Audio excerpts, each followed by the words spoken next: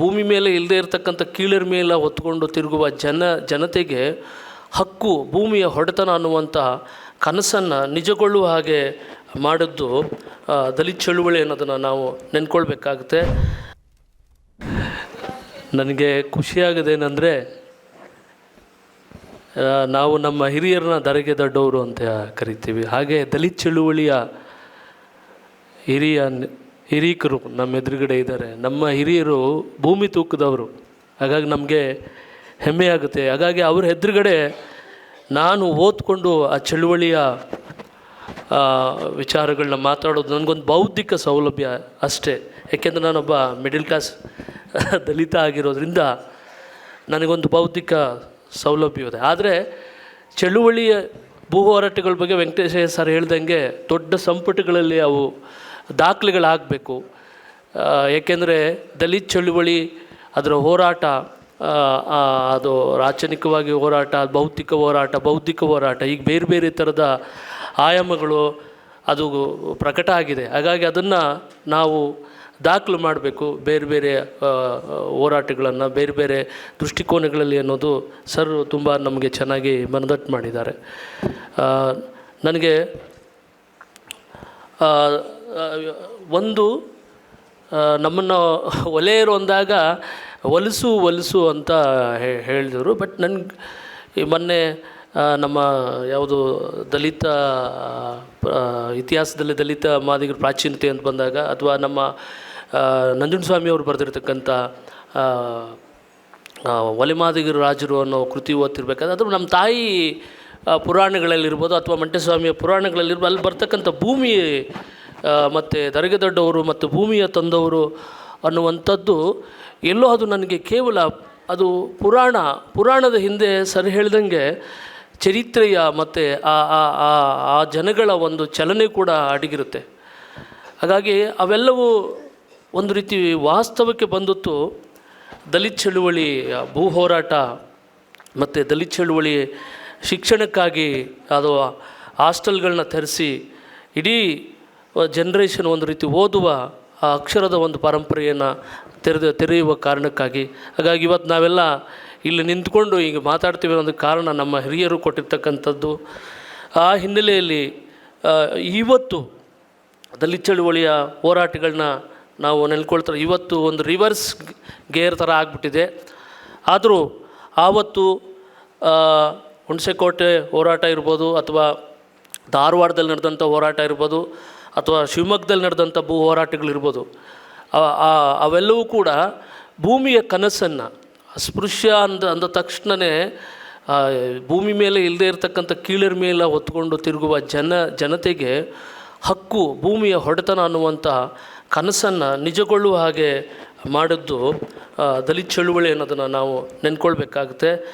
ಆ ದಿಸೆಯಲ್ಲಿ ದಲಿತ ಚಳುವಳಿ ನಡೆಸಿರ್ತಕ್ಕಂಥ ಹೋರಾಟಗಳನ್ನು ನಾವು ಇವತ್ತು ಬೇರೆ ಬೇರೆ ಥರದಲ್ಲಿ ಅದನ್ನು ನಮ್ಮ ಮುಂದಿನ ಜನ್ರೇಷನ್ಗೆ ಕೂಡ ನಾವು ಓದಿ ಹೇಳಬೇಕಾಗಿದೆ ಅನ್ನುವಂಥದ್ದನ್ನು. ಅಂದರೆ ಒಂದು ದಲಿತ ಚಳುವಳಿ ಅದೊಂದು ಕೇವಲ ಸಾಂಸ್ಕೃತಿಕ ಆಕ್ರೋಶ ಅಲ್ಲ, ಅಥವಾ ಅದು ಕೇವಲ ಭಾವನಾತ್ಮಕವಾದ ನೊಂದ ಜನಗಳ ಆಕ್ರೋಶ ಅಲ್ಲ. ಅದು ಭೌತಿಕವಾಗಿ ಆ ಜನಗಳಿಗೆ ಅಥವಾ ನೊಂದವರಿಗೆ ಬೇಕಾದಂಥ ಬದುಕು ನೆಲೆಗೊಳ್ಳಲಿಕ್ಕೆ ಬೇಕಾದಂಥ ಹಕ್ಕು ಮತ್ತು ಘನತೆಯನ್ನು ಕರ್ನಾಟಕದಲ್ಲಿ ಸಾಧ್ಯ ಮಾಡಿರುವಂಥದ್ದು.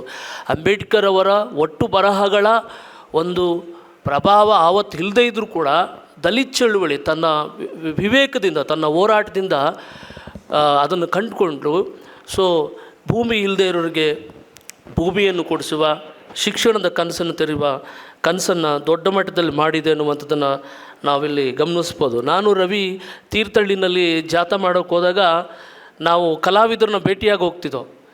ಅಲ್ಲಿ ನಾವು ದಲಿತ ಕೇರಿಗಳಿಗೆ ಹೋದರೆ ಅಲ್ಲಿ ಆ ಸ್ಥಿತಿ ನೋಡ್ಬಿಟ್ಟು ನಮ್ಗೆ ಅನಿಸೋದು, ಇಲ್ಲಿ ಯಾರಿಗೂ ಭೂಮಿಯೇ ಇಲ್ವೇ ಅಂತ.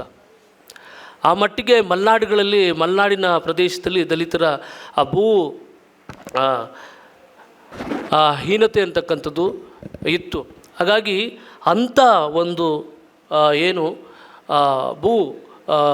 ಹೀನರಾಗಿರ್ತಕ್ಕಂಥ ದಲಿತರಿಗೆ ಅದು ಈ ಹೋರಾಟಗಳ ಮುಖಾಂತರ, ಅದು ಬುಡಕಟ್ಟಿಗೆ ಬರೀ ದಲಿತರಿಗೆ ಅಂತಲ್ಲ, ಈ OBC ಈ ಶಿವಮೊಗ್ಗದ ಭೂ ಹೋರಾಟದಲ್ಲಿ ಎಲ್ಲ OBCಗಳಿಗೂ ಕೂಡ ಅದರ ಜೊತೆ ಹಾಕ್ತಾರೆ. ಮತ್ತು ರಾಯಚೂರಿನಲ್ಲಿ ಈವನ್ ಸರ್ಕಾರ DC ಅವರೇ ದಲಿತ ಚಳುವಳಿಯ ಪಾತ್ರವನ್ನು, ಭೂಮಿ ಕೊಡಿಸುವಂಥ ಪಾತ್ರವನ್ನು ಭಾಳ ಅದನ್ನು ಮಹತ್ವಪೂರ್ಣ ಅಂತ ಹೇಳ್ಕೊಳ್ತಾರೆ. ಹಾಗಾಗಿ ದಲಿತ ಚಳುವಳಿ ಆವತ್ತು ಚಾರಿತ್ರಿಕವಾಗಿದ್ದಂಥ ಭೂಮಿಯ ಒಡೆತನದ ಪ್ರಶ್ನೆ ಇರ್ಬೋದು, ಶಿಕ್ಷಣದ ಪ್ರಶ್ನೆ ಇರ್ಬೋದು, ಅವು ಒಂದು ರೀತಿ ಜನಾಂಗವನ್ನು ಬೇಕಾದಂಥ ಒಂದು ಭೌತಿಕ ವಾತಾವರಣ ನಿರ್ಮಾಣ ಮಾಡಲಿಕ್ಕೆ ಮತ್ತು ಕಳ್ಕೊಂಡಿರ್ತಕ್ಕಂಥ ಮನುಕುಲದ ಘನತೆಯನ್ನು ಪಡ್ಕೊಳ್ಳಿಕ್ಕೆ ಬಹಳ ದೊಡ್ಡ ಒಂದು ಪರಂಪರೆಯನ್ನು ಸೃಷ್ಟಿ ಮಾಡಿದೆ ಅಂತ ನಾವು ಹೇಳ್ಬೋದು.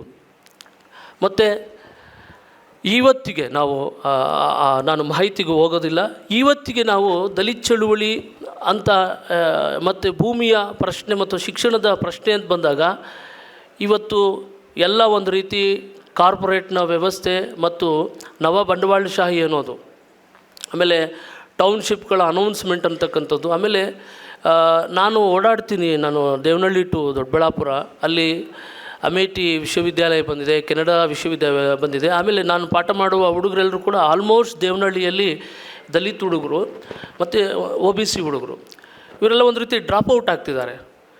ಒಂದು ಕಾಲದಲ್ಲಿ ದಲಿತ ಚಳುವಳಿ ಭೂಮಿಯ ಹಕ್ಕು ಮತ್ತು ಶಿಕ್ಷಣದ ಅಗತ್ಯವನ್ನು ಒತ್ತಿ ಹೇಳಿತು ಕರ್ನಾಟಕದುದ್ದಕ್ಕೂ. ಆದರೆ ಇವತ್ತು ಒಂದು ರೀತಿ ರಿವರ್ಸ್ ಗೇರ್ ಥರ ಆಗಿಬಿಟ್ಟಿದೆ. ಹಾಗಾಗಿ ಇವತ್ತಿಗೆ ದಲಿತ ಚಳುವಳಿ ಅದು ಬೇರೆ ಥರದಲ್ಲಿ ಈ ಪ್ರಶ್ನೆಗಳನ್ನು ಅಡ್ರೆಸ್ ಮಾಡಬೇಕು. ಈಗ ಅಡ್ರೆಸ್ ಮಾಡೋದಕ್ಕೆ ನಮ್ಮ ಹಿರಿಯರಿಗೆ ಅವರು ಭಾಳ ಅದಕ್ಕೋಸ್ಕರ ತೆತ್ಕೊಬಿಟ್ಟಿದ್ದಾರೆ. ಈಗ ದಲಿತ ಚಳುವಳಿ ಈ ಭೂಮಿಯ ಹಕ್ಕಿನ ಪ್ರಶ್ನೆಯನ್ನು ಮತ್ತು ಶಿಕ್ಷಣದ ಒಂದು ಹಕ್ಕಿನ ಪ್ರಶ್ನೆಯನ್ನು ಹೇಗೆ ಮುನ್ನಡೆಸಬೇಕು, ಅದರಲ್ಲೂ ಕೂಡ ಡೆಮಾಕ್ರಸಿ ಅಂತಕ್ಕಂಥ ಹೇಳುವಂಥ ಸಂದರ್ಭದಲ್ಲಿ ಎಲ್ಲ ರಾಜಕೀಯ ಪಕ್ಷಗಳು ಸಾಮಾಜಿಕ ನ್ಯಾಯವನ್ನು ಮಾತಾಡ್ತಿದ್ದಾಗ್ಯೂ ಕೂಡ ಒಳಗಡೆ ಈ ಭೂಮಿ ಮತ್ತು ಶಿಕ್ಷಣವನ್ನು ಹೆಚ್ಚು ಪ್ರೈವೇಟ್ ಸೆಕ್ಟರ್ಗೆ ಅವು ಬಿಟ್ಕೊಡ್ತಾ ಇರುವಂಥ ಹುನ್ನಾರವನ್ನು ಕೂಡ ಮಾಡ್ತೀವಿ. ಹಾಗಾಗಿ ಒಂದು ಕಾಲದಲ್ಲಿ ಹೆಂಡವೂ ಬೇಕು ಭೂಮಿಯನ್ನು ಬೇಕು ಅಂದಿದ್ದಂಥ ನಮ್ಮ ಹಿರಿಯರ ಹೋರಾಟ ಇವತ್ತು ಒಂದು ರೀತಿ ಅತಂತ್ರ ಒಂದು ಸ್ಥಿತಿಗೆ ಬಂದು ನಿಂತಿದೆ. ಹಾಗಾಗಿ ಇವತ್ತು ಈ ಪ್ರಶ್ನೆಗಳನ್ನು ಹೇಗೆ ಅಡ್ರೆಸ್ ಮಾಡಬೇಕು, ಆಮೇಲೆ ದಲಿತ ಚಳುವಳಿಯನ್ನು ಕೇವಲ ಒಂದು ಸೆಕ್ಟೇರಿಯನ್ ಅನ್ನಂಗೆ ಅದು ದಲಿತರಿಗೆ ಮಾತ್ರ ಸೀಮಿತ ಅನ್ನುವಂಥ ನೋಡುವ ಒಂದು ಬೌದ್ಧಿಕ ವಕ್ರವಾದಂಥ ದೃಷ್ಟಿಕೋನಗಳು ಕೂಡ ದಲಿತ ಚಳುವಳಿಯನ್ನು ಒಂದು ಸೆಕ್ಟೇರಿಯನ್ ಅನ್ನುವ ಹಾಗೆ ಬಿಂಬಿಸಿವೆ. ಹಾಗೆ ನೋಡಿದ್ರೆ ಒಂದು ಸಮಾಜದಲ್ಲಿ ಜಮೀನಿನ ಮಾಲೀಕತ್ವ ಅಥವಾ ಸಂಪತ್ತಿನ ಒಡೆತನ ಇವೆಲ್ಲವೂ ಕೂಡ ಜನತೆಗೆ ಸೇರಿದ್ದು ಅನ್ನೋದನ್ನು ದಸಂಸ ಅಥವಾ ದಲಿತ ಚಳುವಳಿ ಅದು ಸಾರಿ ಹೇಳೋಗಿದೆ. ಯಾವುದೇ ಒಂದು ಸಿದ್ಧಾಂತದ ಒಂದು ಅಥವಾ ಬೌದ್ಧಿಕ ತಯಾರಿ ಇಲ್ಲದೇ ದಲಿತ ಚಳುವಳಿ ಅದನ್ನು ತನ್ನ ಭೂ ಹೋರಾಟಗಳ ಮುಖಾಂತರ ತನ್ನ ಶಿಕ್ಷಣವನ್ನು ಸಮುದಾಯಗಳಿಗೆ ಕೊಡಿಸ್ಬೇಕು ಅನ್ನುವಂಥ ಹೋರಾಟದ ಮುಖಾಂತರ ಅದನ್ನು ಸಾಧ್ಯ ಮಾಡಿದೆ. ಆದರೆ ಇವತ್ತಿನ ನಾಗರಿಕ ಸಮಾಜ ಅಂತ ಕರ್ಕೊಳ್ತಾ ಇರುವಂಥ ಸಂದರ್ಭದಲ್ಲಿ, ಇವತ್ತಿನ ಜಾಗತೀಕರಣ ಅಂತ ಕರ್ಕೊಳ್ತಾ ಇರುವಂಥ ಸಂದರ್ಭದಲ್ಲಿ ದಲಿತ ಚಳುವಳಿ ಅಥವಾ ನಮ್ಮ ಹಿರಿಯರು ಏನು ಹಾಕೊಟ್ರು ಆ ಹೋರಾಟದ ಪರಂಪರೆ ಮತ್ತು ಶಿಕ್ಷಣವನ್ನು ಹೊಂದುವ ಆ ಎಲ್ಲ ಅವಕಾಶಗಳು ಇವತ್ತು ಒಂದು ರೀತಿ ಅತಂತ್ರವಾಗಿ ಏರ್ಪಟ್ಟಿವೆ. ಹಾಗಾಗಿ ಇವತ್ತಿನ ದಲಿತ ಚಳುವಳಿ ಅವುಗಳನ್ನ ಅಥವಾ ಇವತ್ತಿನ ಇವುಗಳನ್ನ ಹೇಗೆ ನಾವು ಒಂದು ರೀತಿ ಮುಖ್ಯವಾಹಿನಿಯಲ್ಲಿ ನಾವು ನೋಡ್ಬೋದು ಅಥವಾ ಈ ವಿಚಾರಗಳನ್ನು ಹೇಗೆ ಒಂದು ರೀತಿ ಪ್ರಕಟಿಸಬೇಕು ಅನ್ನೋದ್ರ ಬಗ್ಗೆ ಹೆಚ್ಚು ಒಂದು ರೀತಿ ವಿಚಾರಗಳು ಆಗಬೇಕಾಗಿವೆ. ಒಂದು ಸರ್ DR ನಾಗರಾಜು ಬಗ್ಗೆ ಒಂದು ಪ್ರಸ್ತಾಪ ಮಾಡೋದ್ರಿಂದ, DR ನಾಗರಾಜು ದಲಿತ ಚಳುವಳಿ ಅನ್ನೋದು ಅದು ಒಂದು ರೀತಿ ರಾಚನಿಕ ವಿಸ್ಮೃತಿಗೆ ಒಳಗಾಗಿದೆ ಅಂತ ಹೇಳ್ತಾರೆ. ಯಾಕೆಂದರೆ ಅದು ಹಾಗೆ ಹೇಳುವಾಗ ಅವರು ಒಂದು ದಲಿತ ಚಳುವಳಿ ಭೂಮಿ ಮತ್ತು ಆಧುನಿಕ ಸೌಲಭ್ಯಗಳನ್ನು ನೆಚ್ಕೊಂಡಿತ್ತು, ಉಳಿದಂತೆ ಇನ್ನೆಲ್ಲವನ್ನು ಕೂಡ ಅದು ಒಂದು ರೀತಿ ನಮಗೆ ಬೇಡ ಅನ್ನೋ ಥರದಲ್ಲಿ, ಅದರಿಂದ ಏನು ಪ್ರಯೋಜನ ಇಲ್ಲ ಅನ್ನುವ ಒಂದು ಥರದಲ್ಲಿ ಅದನ್ನು ಒಂದು ನೆನಪು, ಅದು ಒಂದು ರೀತಿ ಮರವಿಗೆ ಸರಿಸಲಾಯಿತು. ಇದೇ ಪ್ರಶ್ನೆಯನ್ನು ಇವತ್ತು ಏನು ಆಧುನಿಕತೆಯನ್ನು ನಂಬಿ ಅಥವಾ ಜಾಗತೀಕರಣದ ಒಂದು ಹೊಸ್ತಲಲ್ಲಿರ್ತಕ್ಕಂಥ ನಾವು ಇವತ್ತು ದಲಿತ ಚಳುವಳಿ ಎತ್ತಂಥ ಭೂಮಿ ಮತ್ತು ಶಿಕ್ಷಣದ ಬಗೆಗಿನ ಪ್ರಶ್ನೆಗಳನ್ನು ಈಗ ನಾವು ಎತ್ತೋದಕ್ಕೆ ಆಗ್ತಿಲ್ಲ. ಯಾಕೆಂದರೆ ದಲಿತ ಚಳುವಳಿ ನಂಬ್ಕೊಂಡು ಬಂದಿರತಕ್ಕಂಥ ಆಧುನಿಕತೆ ಇವತ್ತು ಜಾಗತೀಕರಣವಾಗಿದೆ, ನವ ಬಂಡವಾಳಶಾಹಿಯಾಗಿದೆ. ಹಾಗಾಗಿ ಇಲ್ಲಿ ಭೂಮಿ ಒಂದು ರೀತಿ ಬಂಗಾರವಾಗಿದೆ. ಇವತ್ತೊಂದು 30-40 ಸೈಟ್ ತೊಗೊಳ್ಳಿಕ್ಕೆ ನಾನು UGC ಸಂಬಳ ತೊಗೊಂಡ್ರು ಕಷ್ಟ ಆಗುತ್ತೆ. ಅಂಥದ್ರ ನಡುವೆ ಸಮುದಾಯಗಳಿಗೆ ಭೂಮಿಯನ್ನು ಕೊಡಬೇಕು, ಸಮುದಾಯ ಒಂದು ರೀತಿ ಶಿಕ್ಷಣದಿಂದ ವಂಚಿತರಾಗಬಾರ್ದು ಅಂತ ಹೇಳಿದಂಥ ದಲಿತ ಚಳುವಳಿ ಇವತ್ತು ಹೇಗೆ ಇವತ್ತಿನ ಜಾಗತೀಕರಣದ ಸಂದರ್ಭದಲ್ಲಿ ಈ ಪ್ರಶ್ನೆಗಳನ್ನು ಒಡ್ಡುತ್ತೆ. ಹಾಗಾಗಿ ಇಲ್ಲಿ ಒಂದು ತಾನು ಯಾವುದನ್ನು ದಲಿತ ಚಳುವಳಿ ಹಳ್ಳಿಗಳು ಒಂದು ರೀತಿ ಜಾತಿಯ ಗುಂಪುಗಳು ಅಂತಿದ್ವು, ಅಂಥ ವಿರೋಧಾಭಾಸವನ್ನು ಕೂಡ ಎದುರಾಗ್ತಾನೆ ಇವತ್ತು ಭೂಮಿ ಮತ್ತು ಶಿಕ್ಷಣದ ವಿಚಾರಗಳನ್ನು ಇನ್ನು ದಲಿತರ ಜೊತೆ ಇನ್ನು ಬೇರೆ ಬೇರೆ ಸಮುದಾಯಗಳು ಕೂಡ ತಬ್ಬಲಿಗಳಾಗ್ತಿವೆ. ಆ ಎಲ್ಲವನ್ನು ಒಗ್ಗೂಡಿಸ್ಕೊಂಡು ಇವತ್ತು ದೊಡ್ಡ ಮಟ್ಟದಲ್ಲಿ ಭೂಮಿ ಮತ್ತು ಭೂಮಿಯ ಒಡೆತನದ ಮತ್ತು ಭೂಮಿಯನ್ನು ಹೊಂದುವ ಹಕ್ಕಿನ ಚಳುವಳಿಯನ್ನು ಮತ್ತು ಶಿಕ್ಷಣದ ಒಂದು ಅಗತ್ಯವನ್ನು ಎಲ್ಲ ಸಮುದಾಯಗಳಿಗೂ ಒಂದು ಚಳುವಳಿಯ ಮಟ್ಟದಲ್ಲಿ ಅದು ಮತ್ತೆ ತೀವ್ರವಾಗಿ ಅದು ರೂಪವನ್ನು ಪಡ್ಕೊಳ್ಬೇಕಾಗಿದೆ. ಒಂದು ದಲಿತ ಚಳುವಳಿ ದಲಿತರ ಹಕ್ಕು ಮತ್ತು ಒಡೆತನದ ಬಗ್ಗೆ ಮಾತಾಡುವ ಸಂದರ್ಭದಲ್ಲೇ ನನಗೆ ಗೋವಿಂದ ಸರ್ ಹೇಳ್ತಿದ್ರು, ನಾವು ಮರೆತೋದಂಥ ಸಂಸ್ಕೃತಿ ಇದೆಯಲ್ಲ, ಸಂಸ್ಕೃತಿಯ ವಿಚಾರಗಳನ್ನು ಕೂಡ ನಾವು ಮರವಿಗೆ ಸೇರಿಸ್ಬಿಟ್ಟಿದ್ವಿ. ಅವುಗಳನ್ನು ನಾವು ಇವತ್ತು ಹೆಚ್ಚು ಪ್ರಖರಗೊಳಿಸೋದ್ರ ಮುಖಾಂತರ ದಲಿತ ಚಳುವಳಿ ಅನ್ನತಕ್ಕಂಥದ್ದು ತಾನು ನಂಬಿರ್ತಕ್ಕಂಥ ವಿಚಾರಗಳನ್ನು ಮತ್ತೆ ಒಂದು ರೀತಿ ಪರಿಶೀಲನೆ ಮಾಡಿಕೊಳ್ತಾ ಈ ನಾಗರಿಕ ಸಮಾಜದಲ್ಲಿ ಎಲ್ಲ ಒಂದು ಜನಸಮುದಾಯಗಳ ಒಂದು ವರ್ಗ ಪ್ರಜ್ಞೆ, ಆ್ಯಕ್ಚುಲಿ ದಲಿತ ಅನ್ನುವಂಥದ್ದನ್ನು ಒಂದು ನಿಜವಾದಂಥ ಸಮಾಜವಾದಿ ವರ್ಗ ಪ್ರಜ್ಞೆಯಾಗಿ ದಲಿತ ಚಳುವಳಿಯನ್ನು ನಾವು ನೋಡಲಿಕ್ಕೆ ಸಾಧ್ಯ ಇದೆ. ಆವತ್ತಿನ ಸಂದರ್ಭಕ್ಕೂ ಒಂದು ಮಿತಿ ಇದ್ದರೂ ಕೂಡ ಇವತ್ತಿಗೆ ಎಲ್ಲ ಭೂಹೀನರು ಮತ್ತು ಇವತ್ತಿನ ಸಂದರ್ಭದಲ್ಲಿ ಇವತ್ತಿನ ಜಾಗತೀಕರಣದ ಸಂದರ್ಭದಲ್ಲಿ ನಾವು ತುಂಬ ತಮಾಷೆಗೆ ಟೀ ಕುಡಿಯುವಾಗ ಮಾತಾಡ್ತಿರ್ತೀವಿ, ಇವತ್ತು ಎಲ್ಲ ಸಮುದಾಯಗಳಲ್ಲಿ ದಲಿತರು ಉಟ್ಕೊಳ್ತಿದ್ದಾರೆ ಅಂತ. ಹಾಗಾಗಿ ಅಂಥ ಎಲ್ಲ ತಬ್ಬಲಿ ಸಮುದಾಯಗಳ ಒಂದು ಭೂಮಿಯ ಒಡೆತನದ ಪ್ರಶ್ನೆಯನ್ನು ಅಥವಾ ಆ ವಿಚಾರಗಳನ್ನು ಮತ್ತು ಶಿಕ್ಷಣ ಅಂತಕ್ಕಂಥದ್ದು ಇವತ್ತು ಹೆಚ್ಚು ಪ್ರೈವೇಟಲೈಸ್ ಆಗಿದೆ, ಖಾಸಗೀಕರಣ ಆಗಿದೆ. ಹಾಗಾಗಿ ಸರ್ಕಾರಿ ಶಾಲೆಗಳು ಕೂಡ ಇವತ್ತು ಒಂದು ರೀತಿ ವಿಲೀನ ಅನ್ನೋ ಥರದಲ್ಲಿ ಆಗ್ತಿರ್ಬೇಕಾದ್ರೆ ಇವತ್ತು ಇವುಗಳನ್ನೆಲ್ಲ ನಾವು ಹೇಗೆ ಒಂದು ರೀತಿ ಎದುರಾಗಬೇಕಾಗಿದೆ ಅಂತಕ್ಕಂಥದ್ದು ಬಹಳ ದೊಡ್ಡ ಬಿಕ್ಕಟ್ಟಾಗಿದೆ. ಆ ದಿಸೆಯಲ್ಲಿ ಒಂದು ರೀತಿ ಇವತ್ತು ಹಳ್ಳಿಗಳು ಕೂಡ ಕಣ್ಮರೆಯಾಗ್ತಿವೆ ಅಂದರೆ ಭೌತಿಕವಾಗಿ, ಅಂದರೆ ಇಟ್ ಮೀನ್ಸ್ ಹಳ್ಳಿಗಳ ಸುತ್ತ ಯಾರೋ ಬರ್ತಾರೆ, ಶ್ರೀಮಂತ ತೊಗೊಳ್ತಾರೆ, ಅಲ್ಲಿ ನಾವೇ ಒಂದು ರೀತಿ ಸೆಕ್ಯೂರಿಟಿ ಆಗಿಯೋ ಮತ್ತೊಂದು ಏನೋ ಆಗಿಯೋ ಒಂದು ರೀತಿ ಕಳೆದೋಗ್ತಾ ಇದ್ವಿ. ಹಾಗಾಗಿ ದಲಿತ ಚಳುವಳಿ 70ರ ದಶಕದಲ್ಲಿ ಮಾಡಿದಂಥ ಹೋರಾಟವನ್ನು ಮತ್ತು ತಾನು ಇಟ್ಕೊಂಡಿದ್ದಂಥ ವಿಚಾರಗಳನ್ನು ಇನ್ನೊಂದಷ್ಟು ಒಂದು ರೀತಿ ವ್ಯಾಪಕಗೊಳಿಸ್ಕೊಂಡು ನಾವು ಯಾವುದನ್ನು ಒಳಗೊಳ್ಳುವಿಕೆ ಅಂತ ಮಾತಾಡ್ತಿದ್ವಿ, ಬಾಬಾ ಸಾಹೇಬ್ರು ಯಾವುದನ್ನು ಒಳಗೊಳ್ಳುವಿಕೆ ಅಂತ ಹೇಳ್ತಿದ್ರು ಅಥವಾ ನಾವು ನಮ್ಮ ಹಿರಿಯರು ಹೇಳ್ತಿದ್ರು.